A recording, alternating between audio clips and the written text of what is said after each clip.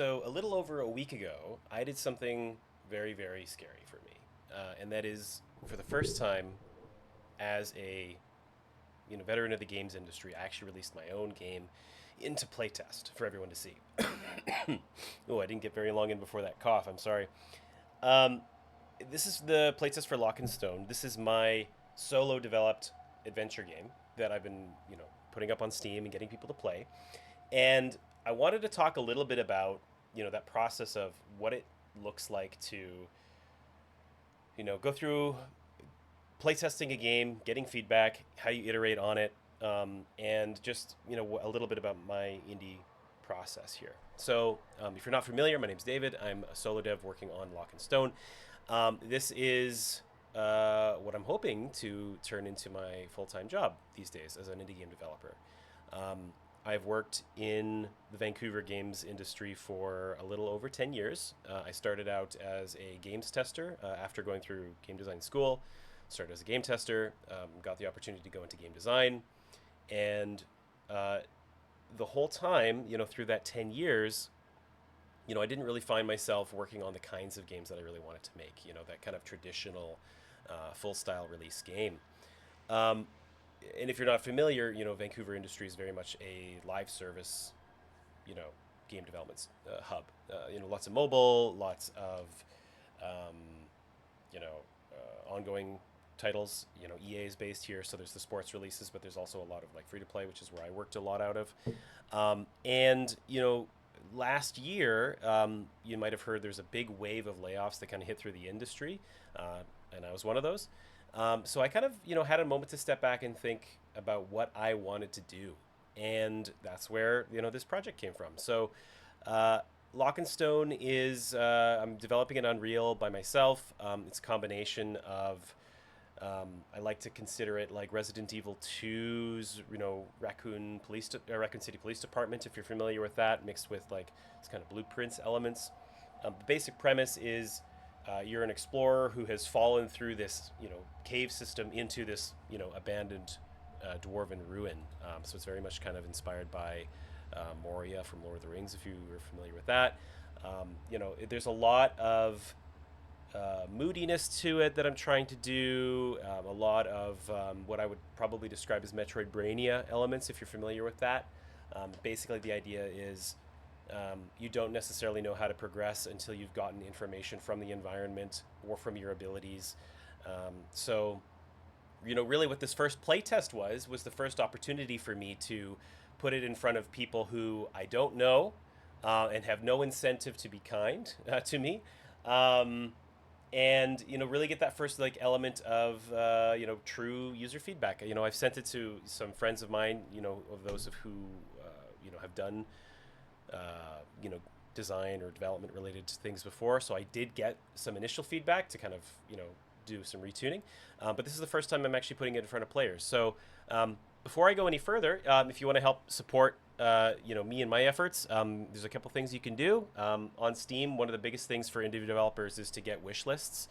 If you go to Lock and Stone on Steam, if you scroll down, should be a wish list button here. Yeah, there it is. But right above that, if you'd like to, you can join the playtest.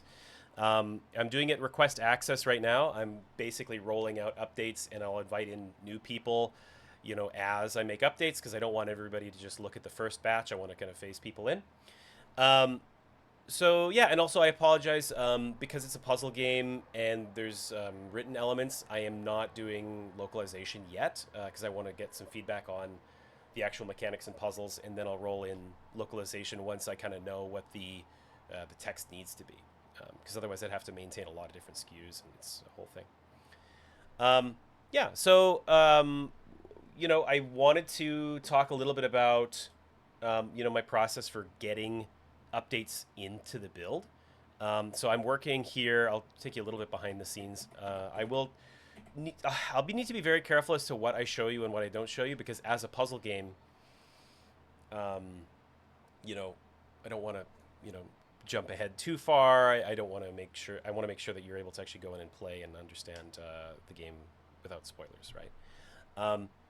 So I have a environment here laid out in Unreal. You know, it's built off of a tile set, and I can move things around as I need to. And a lot of it has come down to making some modular puzzle assets that I can kind of tweak for every different kinds of thing.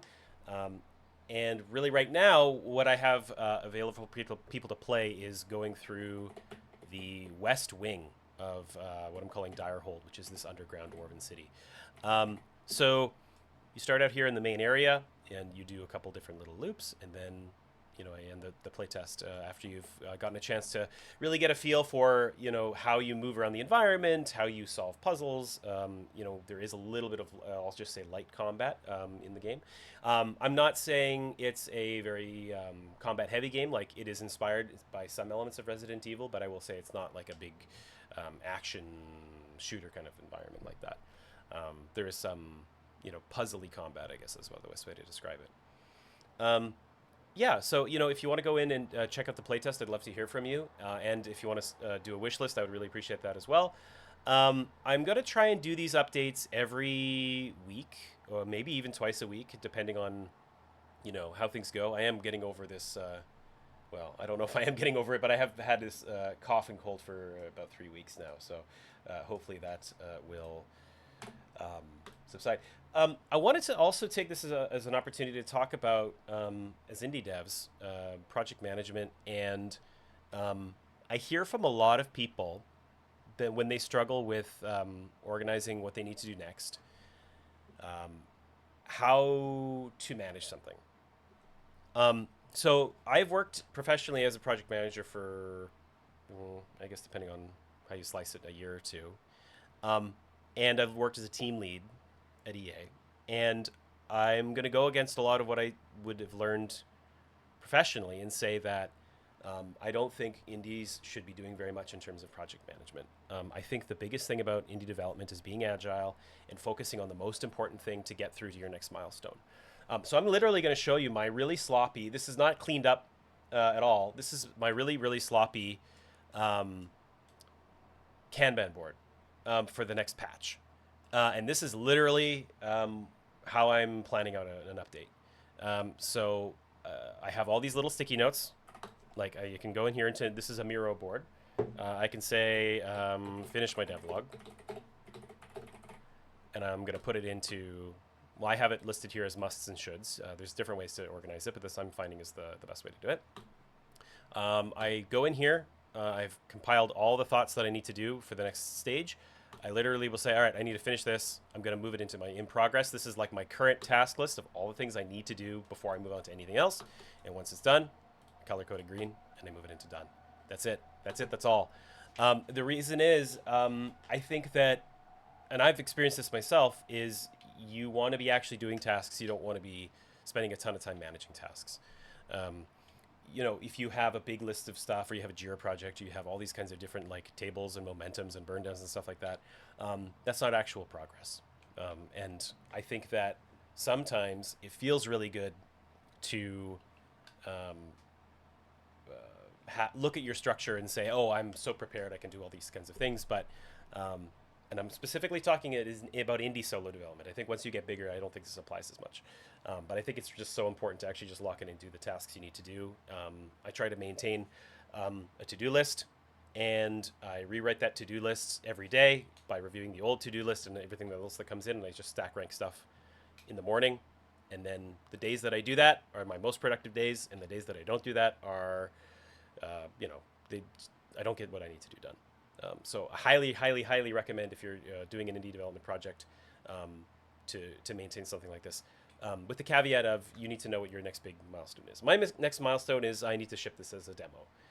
I need to finish up the playtest, get the feedback. Basically, what I'm doing right now is I'm pulling feedback from, I have a Google form that's being filled out. I have a Steam community group that's being filled out. I'm pulling in feedback from there. I'm deciding whether or not I'm going to iterate on it. And then moving on and just showing me what I need to do. So that's been really, really useful. Yeah, I will say that it's people have been pretty nice. And I think that the feedback that I would describe as not very positive isn't mean feedback. It's been you know, uh, hard feedback, but good feedback. You know what I mean? So I hope to keep getting more of that kind of stuff. I'm the kind of developer who I would consider. I like being a gardener style developer. I don't like being a, um, you know, I don't know what the alternative would be, but I just like being able to iterate on stuff as I go through. The way that I've been working on stuff, and I think this is a topic for a future devlog, is because I want this to be an organic environment that builds out over time. You know, as I can sink hours into it, I literally will play through. I can't really get a feel for what I think needs to happen next, and I build that out within like a time box kind of structure.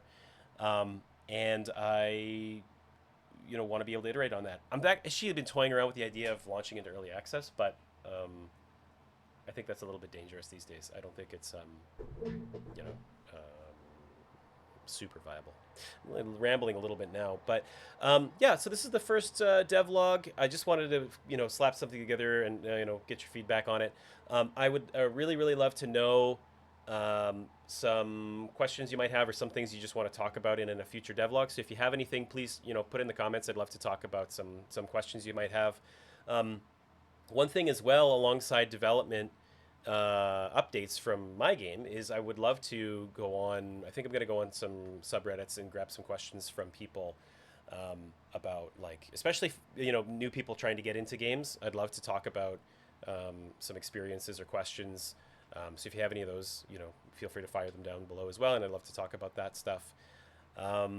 Yeah, so that's it. Thanks very much, and hopefully can make this thing work, get some more wish lists, get some more momentum, and once that demo is ready to go, I hope y'all enjoy it. Thanks very much.